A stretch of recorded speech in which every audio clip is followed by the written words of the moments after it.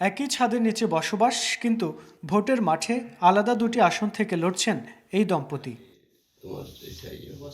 ত্রয়োদশ জাতীয় সংসদ নির্বাচনে ইনসানিয়াত বিপ্লবের হয়ে চট্টগ্রাম ৮ আসন থেকে আপেল প্রতীকে লড়ছেন বেসরকারি চাকরিজীবী স্বামী মোহাম্মদ এমদাদুল হক। বলেন, সংসার এবং রাজনীতি দুটোই করতে হবে একসাথে। এবার জননিরাপত্তার বিধানকে প্রাধান্য দিয়েই নির্বাচনে প্রার্থী হয়েছেন তিনি। প্রথম যে কাজটা আমাদের হবে সেটা হচ্ছে ফার্স্ট জননিরাপত্তা বিধান করা। জনগণ যাতে এটা ফিল করে যে এই দেশ আমার।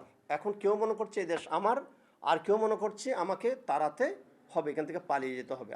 অন্যদিকে চট্টগ্রাম ১০ আসনে একই দল থেকে প্রার্থী হয়েছেন স্ত্রী সাবিনা খাতুন। বলছেন, শুধু নির্দিষ্ট আসনের মানুষের জন্য নয়, পুরো রাষ্ট্রের জন্য কাজ করাই মূল লক্ষ্য তার।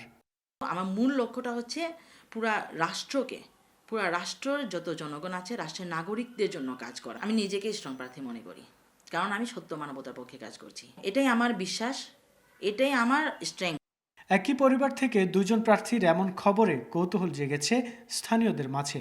একই বাড়ি থেকে ভিন্ন দুটি আসনের কাণ্ডারি হওয়ার এই লড়াইকে ইতিবাচকভাবে দেখছেন তারা। বলছেন, যোগ্যতা থাকলে তাদের জয়ী করবেন ভোটাররা। লিঙ্গবাদের দৃষ্টির ঊর্ধ্বে উঠে একজন মানুষ হিসেবে মানবতার কল্যাণে তিনি তার স্ত্রীকে উৎসাহিত করছেন। তারা দুজনেই দাঁড়াইছে, তাদের অবশ্য যোগ্যতা থাকলে জনগণ এটা মূল্যায়ন করবে।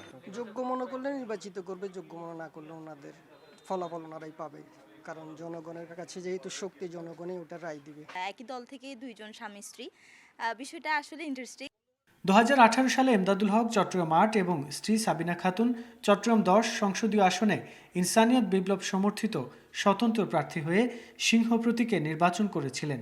সেবার স্বামী এমদাদুল হক পেয়েছেন ৩৩৩ ভোট আর স্ত্রী সাবিনা খাতুন পেয়েছিলেন ৫০০ ভোট। যদিও তাদের এজেন্ট বের করে দেওয়ার অভিযোগে নির্বাচন বর্জন করেছিলেন তারা। রুকন উদ্দিন, স্টার নিউজ, চট্টগ্রাম।